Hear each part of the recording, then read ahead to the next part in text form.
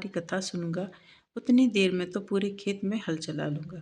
राजा निराश होकर चलने लगा। तभी किसान के बैल लड़खड़ाकर जमीन पर जा गिरे। किसान के पेट में भी जोरों का दर्द होने लगा। उस किसान की पत्नी जब खाना लेकर आई तो उसने किसान से इस बारे में पूछा। किसान ने घुड़सवार की पूरी कहानी सुनाई। किसान की पत्नी दौड़ती हुई राजा के पास पहुंचकर हाथ जोड़कर बोली, भैया मैं तुम्हारी कथा सुनने को तैयार हूँ। राजा ने उसके साथ खेत पर पहुंचकर बृहस्पतिवार की कथा सुनाई। तभी बैल उठकर खड़े हो गए। किसान के पेट का दर्द भी तुरंत ठीक हो गया। राजा अपनी बहन के घर पहुंचा तो उसकी बहुत आव भगत हुई। अगले दिन सुबह उठकर राजा ने देखा घर के सभी लोग भोजन कर रहे हैं। किसी भूखे को बृहस्पतिवार की कथा सुनाए बिना राजा भोजन नहीं करते थे। उसने बहन से कहा, बहन क्या घर में कोई ऐसा व्यक्ति है जिसने अभी तक भोजन ना किया हो? उसकी बहन बोली, भैया हमारे घर में तो क्या आपको पूरे नगर में कोई ऐसा व्यक्ति नहीं मिलेगा जिसने सुबह सुबह भोजन नहीं किया हो। तब राजा ने बहन के घर से निकलकर उस नगर में बिना भोजन किए व्यक्ति की तलाश की। एक गडरिये के घर में उसका बेटा बीमार होने के कारण भूखा रह गया था।